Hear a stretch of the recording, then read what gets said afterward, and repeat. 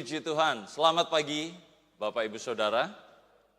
Semangat ya pagi hari ini yang di depan sudah menari, melompat bagi Tuhan. Ya, kita yang ada di tengah-tengah jemaat tentunya terinspirasi untuk itu. Saya tahu tidak semua orang bisa menari dengan baik, saya salah satunya, saya penari yang tidak terlalu baik ya. Meskipun dulu saya pernah ikut tamborin, percaya nggak Bapak Ibu Saudara? Saya dulu pernah pegang tamborin. Jadi dulu di Jawa Timur itu ada konsep bahwa tamborin itu tidak hanya melulu untuk perempuan. Jadi kemudian mulailah dikenalkan tamborin untuk laki-laki. Jadi saya dari umur 4 SD kalau saya nggak salah. Ya, 4 atau 3 SD. 4 SD ya, karena kakak saya sudah SMP. Nah, kakak saya karena dia sudah jadi remaja, gengsi pegang tamborin. Ya, jadi dia nggak mau. Dia udah dibikinin seragam tapi dia nggak mau latihannya. Saya masih polos waktu itu, jadi apa sih tamborin ini, kelihatannya keren gitu ya. Tapi kemudian setelah mulai melayani di ibadah-ibadah, kok banyak orang yang ketawa.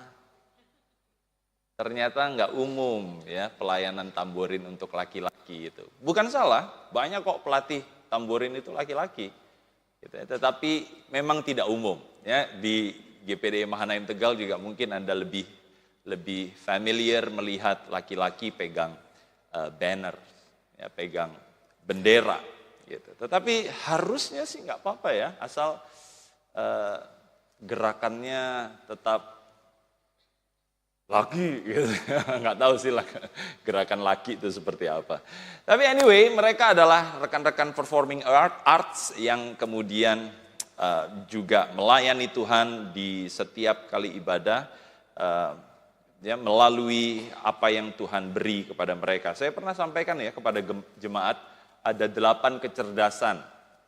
Jadi sebenarnya kecerdasan kita itu bukan hanya tunggal atau ganda gitu. Banyak orang yang berpikir kecerdasan itu hanya verbal dan matematis. Kalau orang pinter ngomong, pinter ngitung, ini cerdas. Padahal sebenarnya kecerdasan itu ada banyak. Kecerdasan itu ada kecerdasan motorik atau kinestetik. Seperti teman-teman kita ini gitu ya, mereka dikasih gerakan, mereka bisa lakukan dengan baik. Beberapa orang mungkin tidak terlalu cerdas di situ. Jadi ada kecerdasan hal itu. Kemudian ada kecerdasan interpersonal, orang yang bisa bergaul dengan mudah. Ya, pernah kenal orang-orang seperti itu ya. Ditaruh dimanapun mereka bisa bikin teman. Tetapi ada orang-orang yang ditaruh dimanapun sendirian terus gitu. Karena sulit gitu. Mereka nggak punya kecerdasan interpersonal. Ada kecerdasan intrapersonal untuk melihat ke dalam, ada kecerdasan banyak. Harusnya Bapak Ibu Saudara bisa lihat di catatan khotbah GPDI Mahanaim Tegal. Ya, saya pernah ngomong tentang hal ini. Menariknya 8 itu sesuai dengan 8 talenta yang kemudian di dalam perumpamaan kan ada yang dapat 5, ada yang dapat 2, ada yang dapat 1. Kalau ditambah jadi 8. Ini bukan cocokologi ya, tapi kelihatannya gitu. Yang 5 itu betul-betul orang yang punya kecerdasan banyak. Dia ngomongnya bagus, dia matematikanya bagus, kinestetiknya bagus, mungkin ya. Ada kecerdasan musikal juga. Ya, ada rekan-rekan yang bermusiknya bagus, tetapi ngitungnya agak susah gitu ya. Mereka ngitung ketukan oke, tapi disuruh ngitung rumus Pitagoras ngeblank gitu. Ya karena kecerdasannya kecerdasan musik gitu, bukan kecerdasan yang lain. Tapi kan kalau orang tua seringkali gitu ya, harus bisa ya, kamu mempermalukan keluarga kalau nggak bisa ngitung. Iya sih, untuk ngitung dasar sebenarnya oke lah ya. Tetapi nggak semua harus pintar matematika karena ada kecerdasan yang lain seharusnya. Gitu. Jadi saya rasa dari 8 kecerdasan itu kemudian harusnya kita memahami, kalaupun kita hanya punya satu kecerdasan, hanya punya satu talenta, bukankah harusnya itu bisa dikelola kembali untuk Tuhan yang sudah memberi talenta itu. Betul ya? Kan di perumpamaan itu seperti itu kan, dikasih 5, dikasih 2, dikasih 1, apa yang bisa kemudian kita kembalikan kepada Dia yang memberikan talenta itu. Dan hari ini kita di minggu terakhir membahas tentang melayani gereja Tuhan.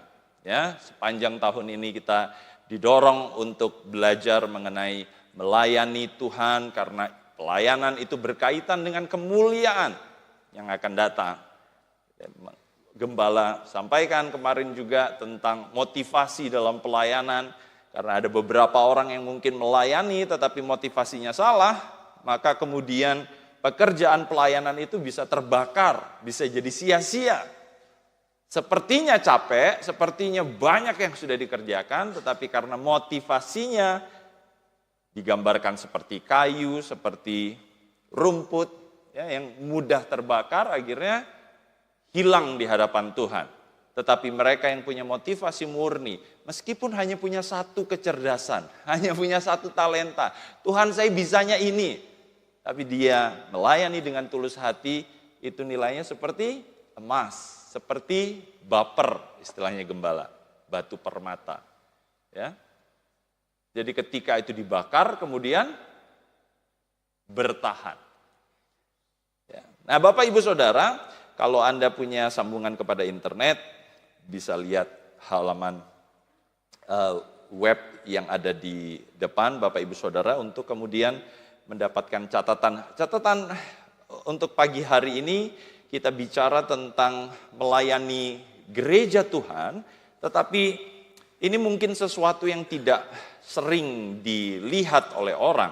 Ya, saya akan bicara tentang pelayan penunjuk jalan. Ya, pelayan penunjuk jalan.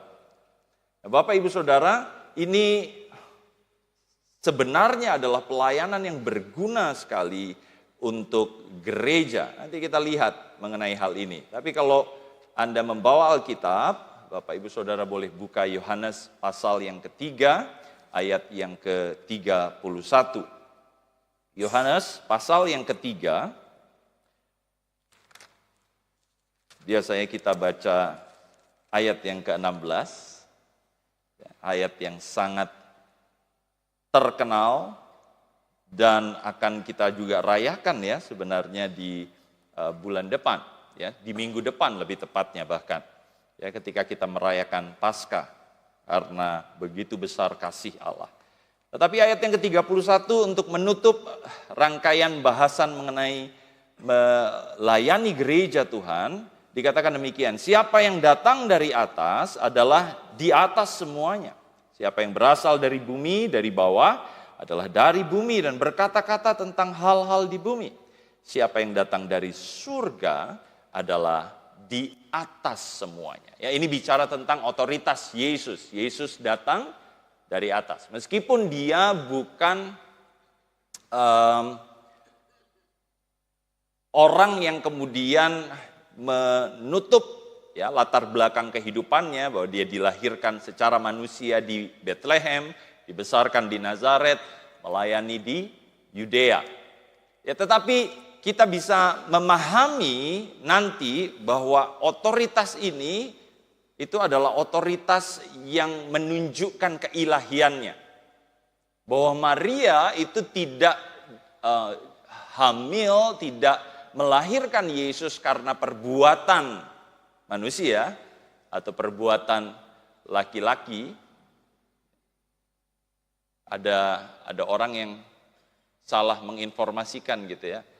Katanya rumah sakit bersalin di dalam bahasa Malaysia itu hospital korban laki-laki gitu ya. Ada yang percaya seperti itu, tapi ternyata ketika ditanyakan ke orang Malaysia benar enggak ya, namanya hospital. Gitu ya.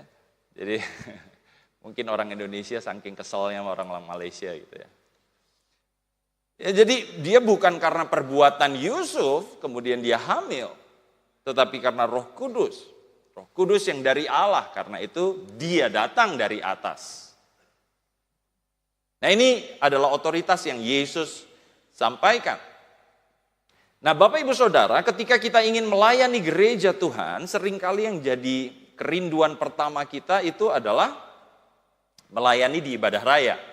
Karena ini yang paling dekat dengan aktivitas mingguan kita ya. Kita mendefinisikan kehidupan Kristen kita rata-rata adalah ketika kita menghadiri ibadah raya.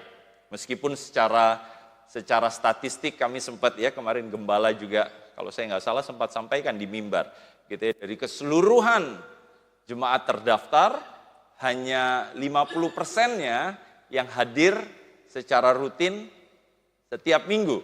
Jadi jumlah on paper-nya besar, tetapi kemudian realitas yang hadir per minggunya itu bisa jadi hanya setengahnya. Kenapa? Karena mungkin bisa saja bergantian atau ya seperti itu. Gitu ya, ada beberapa orang yang menurut rekan-rekan staf, siapa Pak Gideon pernah bilang gitu mungkin ya. Mereka yang hadir hanya di Natal dan di Paskah, karena itu dia disebut Kristen napas katanya. Ya, jadi mereka hanya bernapas ketika Natal tiba dan Paskah tiba. Bisa jadi seperti itu. Kenapa kemudian angka di atas kertasnya besar, tetapi kehadiran mingguannya rendah. Bisa jadi seperti itu. Atau kemudian tercatat di wadah-wadah yang lain, kemudian mereka tidak hadir di ibadah raya. Ya, tetapi secara general, secara umum kita berpikir, oh ketika saya ingin melayani gereja Tuhan, saya melayani ibadah raya. Karena itu yang terlihat dan nggak ada yang salah dengan hal itu. Ya, rekan-rekan performing arts, rekan-rekan pemuji, pemusik, usher, mereka berusaha melakukan yang baik, multimedia di belakang, sound system, lighting, banyak sekali kebutuhan personel untuk kelangsungan ibadah raya. Ya bahkan kalau skalanya diperbesar, maka semakin banyak lagi yang dibutuhkan. Ya untuk melayani mulai dari tempat parkir, ya, sampai ke dalam, sampai ke pelayanan pikits dan lain sebagainya. Jadi nggak ada yang salah dengan pemahaman bahwa pelayanan kepada gereja atau melayani gereja itu melayani ibadah raya. Tetapi ada satu pelayanan yang berhubungan langsung sebenarnya dengan pertumbuhan gereja, yaitu penginjilan, pemberitaan Injil. If you want to serve the church, you better serve the cause of the church. Kalau Anda ingin melayani gereja, Anda juga melayani sebenarnya kenapa gereja itu ada.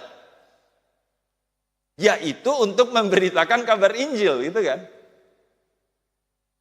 Kalau kita berpikir secara runtut, kira-kira seperti itu. Gereja ada supaya kemudian Injil diberitakan. Nah kalau saya ingin melayani gereja Tuhan, saya ingin melayani gereja lokal, bukankah kemudian saya dalam satu dua hal harusnya melayani pemberitaan Injil? Supaya kemudian gereja lokal bisa bertumbuh. Nah saya baru datang dari Sekolah Alkitab Batu. Jadi kemarin sepanjang minggu saya ada di Beji untuk mengajar di kelas 1, di kelas 2. Di kelas 1 saya mengajar tentang pertumbuhan gereja. Di kelas 2 saya mengajar pelajaran yang dulu diampu oleh ayah saya, ya 1 Korintus. Nah, ketika bicara tentang pertumbuhan gereja ada teorinya, ya church growth itu ada teorinya. Yang terkenal namanya Donald McGavran. Ini teman-teman dari SAB, staf pengerja yang pernah kelas 1 ketika diajar oleh pendeta Rumokoy mendiang, ya sudah meninggal beliau, dan diajar oleh saya, pasti pernah mendengar teori ini. Ya, pertumbuhan gereja itu ada 3 hal yang menyebabkan. Yang pertama adalah pertumbuhan biologis. Saya pernah sampaikan kalau saya nggak salah. Ya, pertumbuhan biologis. Maksudnya pertumbuhan ini melalui pertambahan kelahiran jemaat. Betul ya? Ketika ada jemaat kemudian melahirkan, diserahkan kepada Tuhan. Puji Tuhan, ada 1 jiwa baru bagi Tuhan. Ya. Ini sesuatu yang baik. Meskipun tentu saja ada kelebihan dan kekurangannya untuk setiap hal, gitu ya.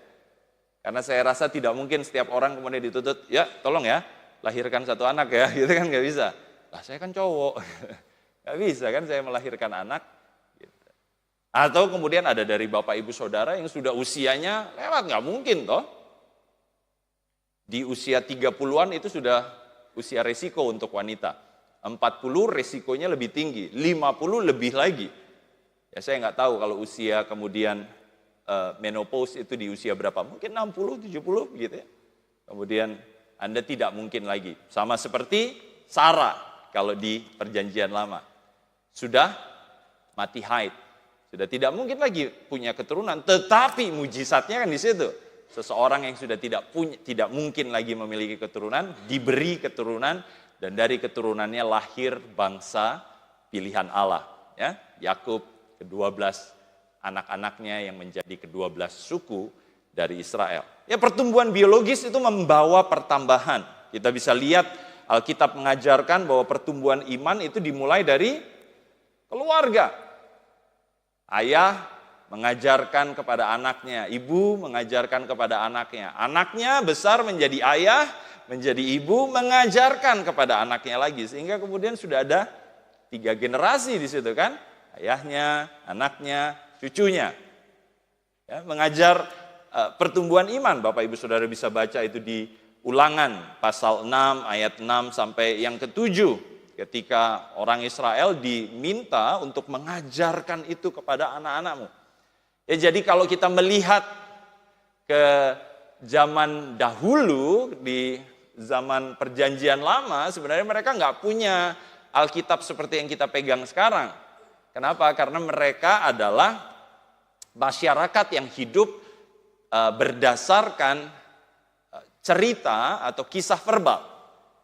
Jadi mereka audible, sangat-sangat mengandalkan apa yang diceritakan. Itulah kenapa kemudian kalau kita ingat di masa lalu itu banyak sekali misalnya orang menyanyikan atau menceritakan atau mendongeng. Ya, karena belum ada catatan seperti ini. Ya, catatan ini ada pun tidak banyak yang bisa membaca. Ya, beberapa ahli mengatakan hanya sekitar 2% di abad pertama kalau saya nggak salah ya, 2-3% dari keseluruhan masyarakat yang bisa membaca. Jadi sudah bisa bayangkan sedikit sekali yang bisa baca. Kalau sekarang aja di Indonesia di 2026 kita masih tergolong negara yang tingkat literasinya cukup rendah. Padahal sudah sekian ribu tahun yang lalu, bisa bayangkan kan ketika dahulu seperti apa.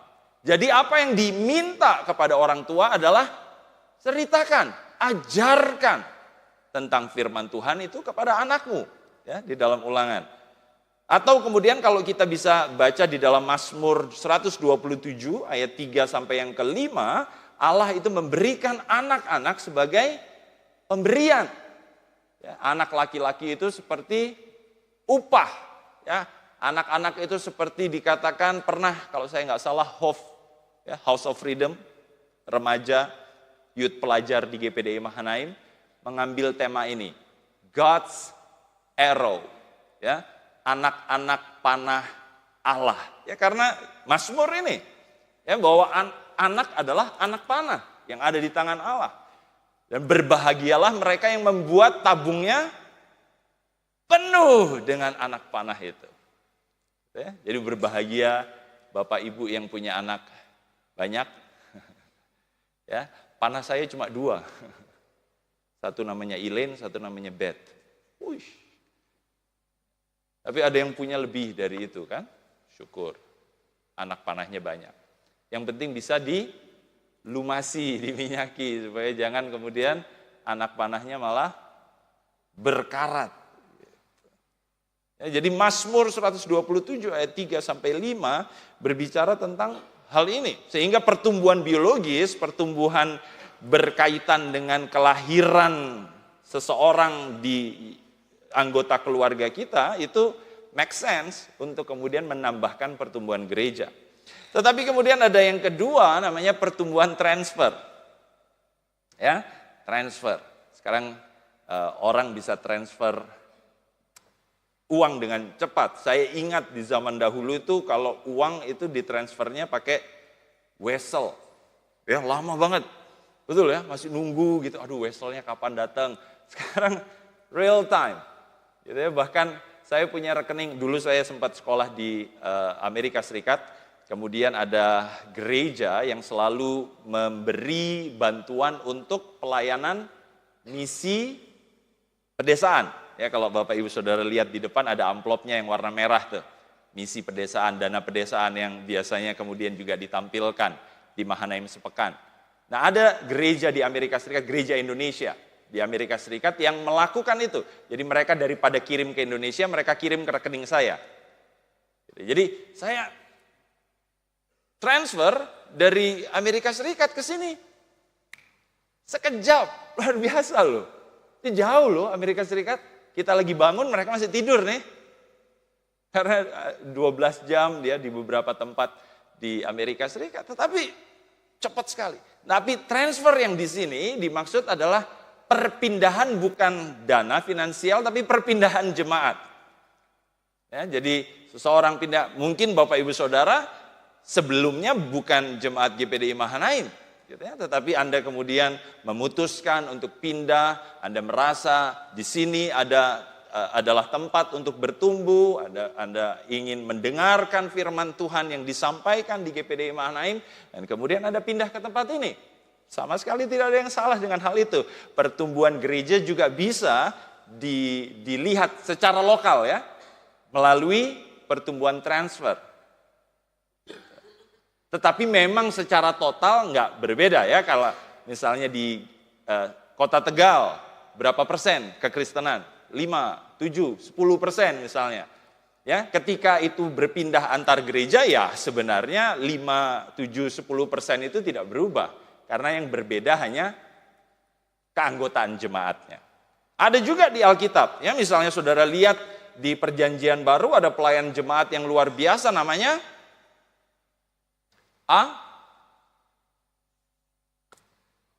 Alung, bukan. Apolos, ya Bapak Ibu Saudara, Apolos di dalam Kisah Para Rasul 18 ayat 27. Ya, dia pindah dari Akhaya, dari Efesus ke Akhaya. Ya, jadi ini pelayan luar biasa loh. Apolos sempat juga disebutkan oleh Paulus di beberapa suratnya. Gitu ya.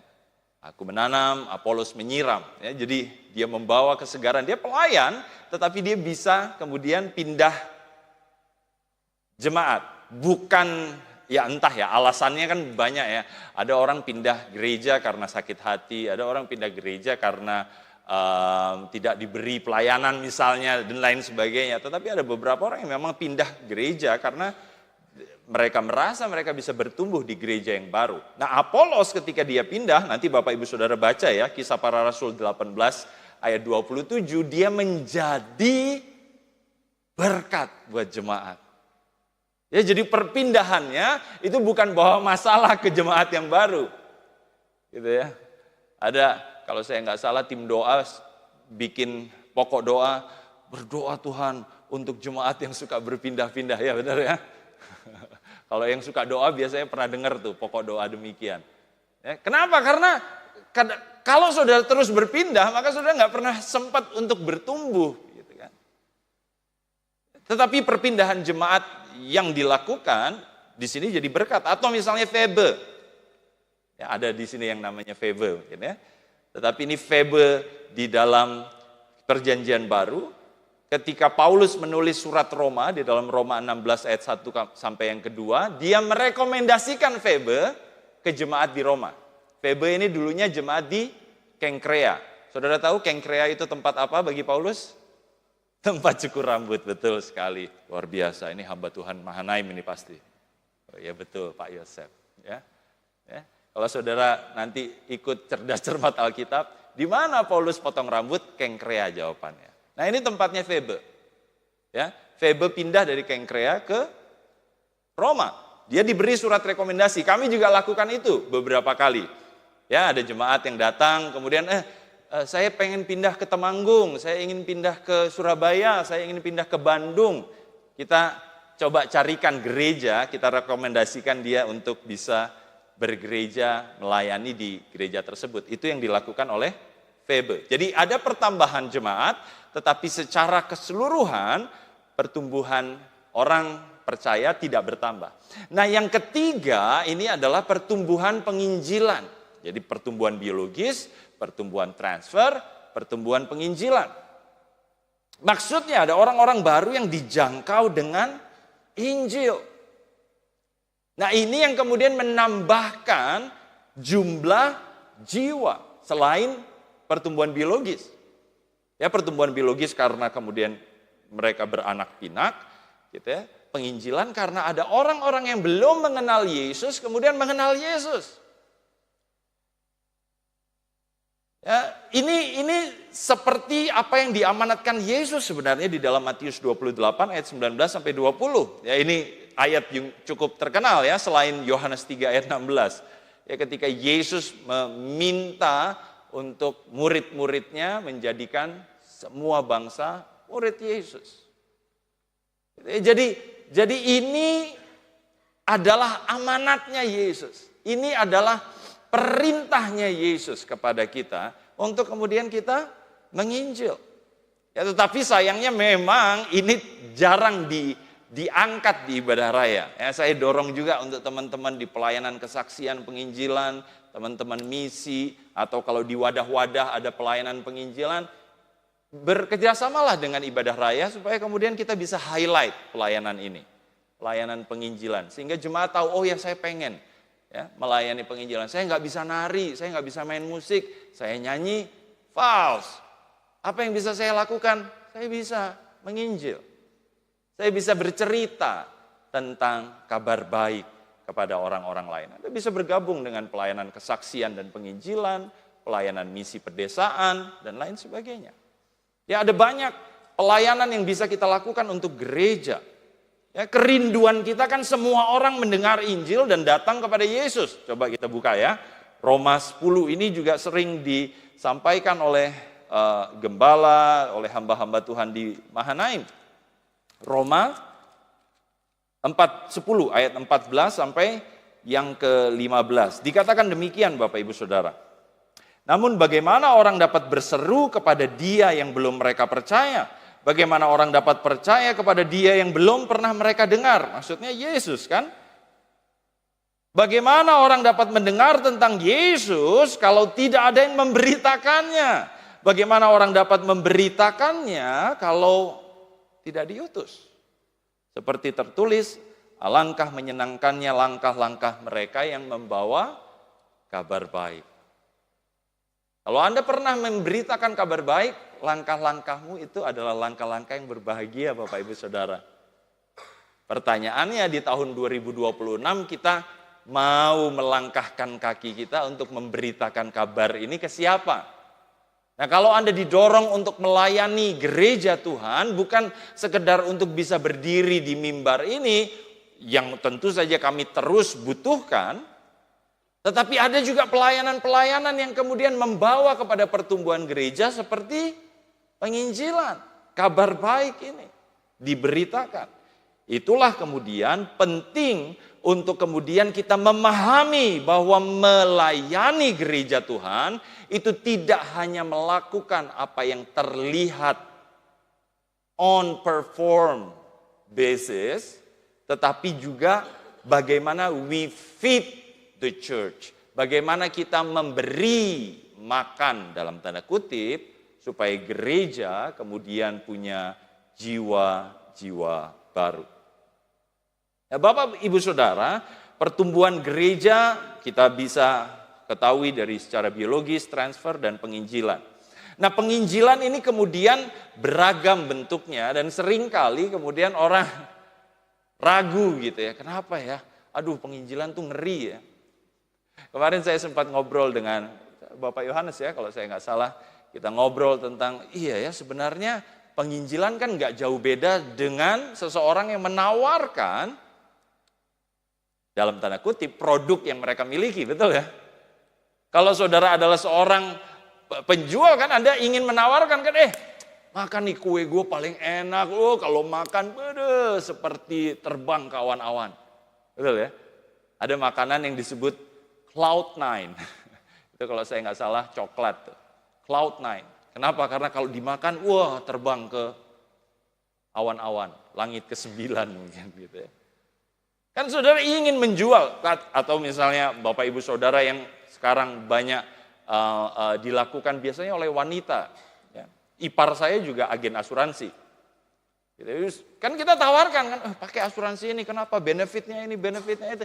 Nah bukankah juga kabar baik ini sebenarnya punya benefit, ya nggak sih? Percaya pada Yesus, kamu diselamatkan. Kamu nggak punya pengharapan, percaya kepada Injil ini. Bukankah itu adalah pemberitaan Injil? Cuma kemudian kan kita nggak merasa bahwa itu adalah pelayanan. Atau kemudian kita pikir, itu menakutkan. Lebih gampang jualan madu misalnya seperti itu. Atau jualan obat herbal gitu, lebih gampang daripada kemudian kita menawarkan kabar baik yang membawa kepada keselamatan. Nah ini yang menjadi kemudian sesuatu yang perlu membangkitkan kita ulang, bahwa melayani gereja Tuhan juga berarti kita melayani apa yang menjadi hatinya Tuhan untuk kemudian kabar baik itu diberitakan. Suatu hari saya pernah pergi ke sebuah gereja di Perth, di Australia. Teman saya kemudian mengajak saya ke sebuah gereja di sana, dan bukan GPDI, tetapi kemudian pengkhotbahnya bicara tentang bagaimana semua orang Kristen itu menjadi papan penunjuk jalan. Saya pernah sampaikan ini bertahun-tahun yang lalu kalau saya nggak salah. Ya kita ini jadi papan penunjuk jalan kepada Kristus. Nah, harusnya ini bagiannya dari pelayanan gereja lokal.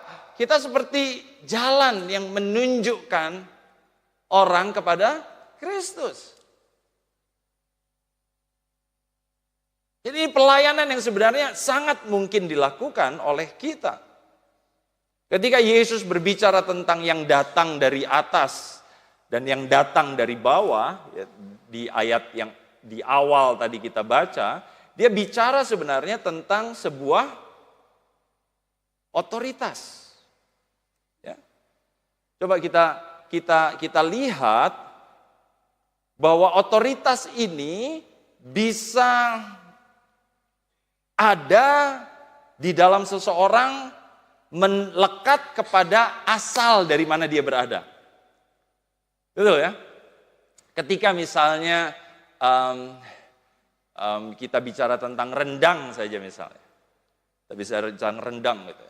Misalnya ada perdebatan, wah rendang itu ternyata adalah cara memasak. Jadi rendang itu sebenarnya bukan noun, bukan kata benda, tapi dari kata kerja, marandang. Jadi kemudian turunlah kata rendang. Jadi sebenarnya rendang itu adalah proses, bukan end result. Tetapi misalnya saja kita berdebat tentang rendang, oh rendang itu harus begini. Saya dulu pas lagi di Australia, karena makanan mahal, jadi saya biasanya pergi ke toko daging, beli daging, terus pergi ke toko Asia, beli bumbu jadi. Ya, masukin, jadiin rendang. Gitu, masak 2-3 jam, ya lumayan lah.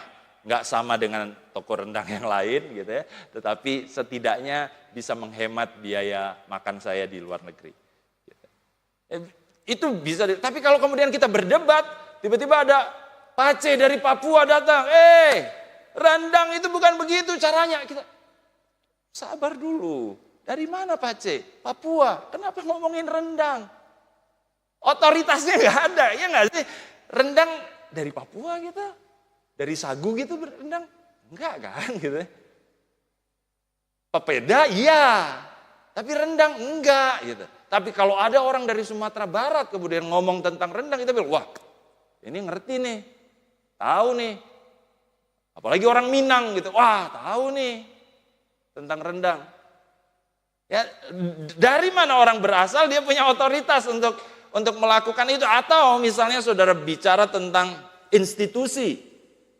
Ya, ada orang datang dari kepolisian, ya jelas ya. Wah, datang dari kepolisian, dia punya otoritas untuk kemudian menangkap, untuk mengatur, dan lain sebagainya.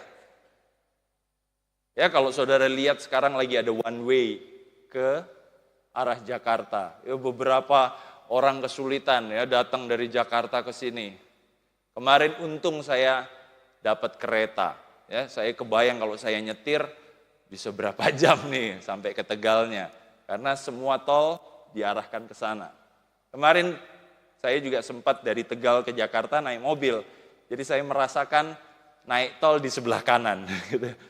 Aneh juga ya naik tol di sebelah kanan. Karena semua dua-duanya mengarah ke Jakarta. Yang bisa punya otoritas itu polisi lah. Dia datang dari institusi yang punya otoritas.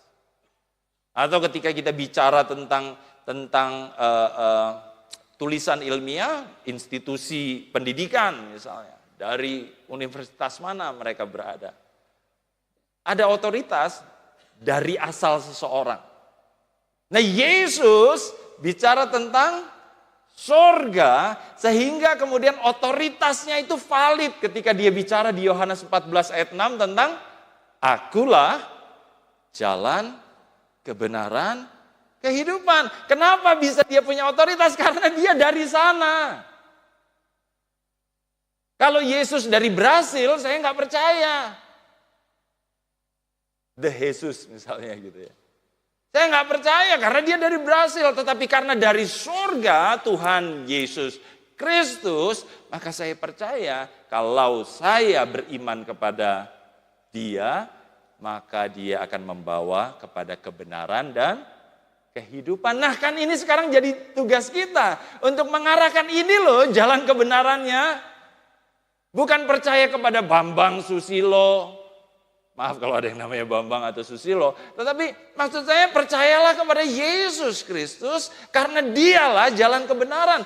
We are the sign. Kita papan penunjuk jalannya. Bukankah ini harusnya pelayanan yang kita lakukan kalau kita mau melayani gereja Tuhan? Bukan sekedar ada di depan sini. Sekali lagi ya, saya tidak kemudian membuat pelayan-pelayan yang sudah bersusah payah menyiapkan musik, aransemen, menyiapkan khotbah, ada yang menyiapkan koreografi, menyiapkan koordinasi dan lain sebagainya sebagai sesuatu yang tidak ada artinya. Tetapi I just want to open our eyes bahwa ada pelayanan untuk gereja Tuhan yang bisa kita lakukan bukan di mimbar ini. Tapi ketika kita menunjukkan jalan kepada Yesus. Papan penunjuk jalan itu penting sekali.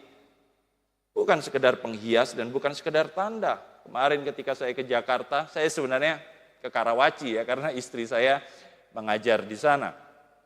Saya kemudian diarahkan ke jalur alternatif. Ya, jalur alternatif di selatan. Wah itu dia belum jadi, tolnya fungsional. Jadi masih ada lumpur, masih ada macam-macam. Tetapi karena ada penandanya, ini jalur alternatif ke Jakarta. Ya, saya waktu itu lihat tandanya. Kemudian karena ada penanda itu, saya masuk ke sebelah kiri. Menghemat waktu. Istri saya kemarin dari Tegal ke Jakarta 8 jam. Saya sedikit lebih baik, 6 jam. Ya. Meskipun sebenarnya seharusnya kalau tanpa arus balik 3,5-4 jam kita bisa sampai di Jakarta. Ya jadi papan penunjuk jalan ini penting Bapak Ibu Saudara, ketika kita menunjukkan jalan, Yesuslah jalan kebenaran, itu sebenarnya hal yang penting. Di tempat-tempat umum itu penting dan di dalam kehidupan kita itu juga penting. Ingat ya mengenai jalan kerohanian, bahwa kita semua hidup di dalam perjalanan kerohanian Kristen. Dari kemuliaan, kita jatuh ke dalam dosa, Yesus datang menyelamatkan, membawa kita kepada gereja untuk masuk ke dalam kemuliaan yang akan datang. Jadi kemuliaan, dosa, Yesus, gereja, kemuliaan. Ya, kalau kita mau menyederhanakan perjalanan kerohanian kita sebenarnya kan seperti itu. Tetapi kan banyak yang di luar sana perjalanan kerohaniannya belum jelas. Mereka nggak ngerti. Bahkan ada statistik yang mengatakan dari usia 16 sampai 29 itu prevalensinya orang-orang itu anak muda itu tidak puas. Kenapa? Karena mereka nggak ngerti untuk apa mereka hidup. Bukankah ini kemudian tugas kita? Untuk kemudian menunjukkan jalan, ini loh jalan kebenaran dan kehidupan. Bukankah Bapak Ibu Saudara hadir di tempat ini bukan karena ini suatu rutinitas, tetapi karena Anda merasakan bahwa benar di dalam Yesus ada kebenaran dan ada kehidupan. Amin. Kalau Anda sudah merasakannya, bukankah orang di luar sana juga layak untuk mendengar dari Bapak Ibu Saudara dan nunjukin, bro, sis, om, tante, ini loh jalannya kepada kebenaran dan kehidupan. Atau kepada anak-anak kita, atau kepada orang-orang di sekitar kita, atau kepada karyawan kita, kepada bos kita yang mungkin mereka juga sedang dalam kekalutan di tengah-tengah ekonomi yang membingungkan ini. Tapi kita punya jalan yang pasti di dalam Kristus. Yesus memberi jalan yang pasti. Di luar Yesus, jalannya samar, jalannya penuh dengan papan penunjuk yang menunjukkan kepada kebinasaan. Kalau Bapak Ibu Saudara baca di dalam Matius 7 ayat 13 sampai 14 kan ada kan? Jalan yang disangka orang lebar tetapi menuju kebinasaan. Kan banyak nih yang advertise seperti ini. Oh, ikutilah kata hatimu. Ayo, kamu bisa berkata kepada semesta, semua akan terjadi padamu. Ini kan papan penunjuk yang salah. Nah, di luar sana banyak papan penunjuk seperti ini. Bukankah kemudian kita harus kemudian bilang, gak boleh yang di luar sana hanya papan penunjuk yang salah. Harusnya ada papan penunjuk yang benar, yang menunjukkan kepada jalan, kebenaran, dan kehidupan. Dan itulah tugas kita, jemaat Mahanaim. Melayani gereja Tuhan. Bukan sekedar melayani di mimbar, bukan melayani yang terlihat, tetapi juga kita menunjukkan jalan kepada Yesus dengan menjadi saksi. Baik di dunia nyata maupun di dunia maya. Seringkali orang meremehkan ini. Kenapa? Karena banyak sekali di dunia maya video-video yang beredar memberitakan tentang jalan yang sesat, yang tidak pernah memuaskan. Tetapi jalan kebenaran di dalam Yesus Kristus akan membawa orang kepada keselamatan yang kekal. Bapak Ibu Saudara menikmatinya, orang-orang di luar sana biarlah mereka juga menikmatinya.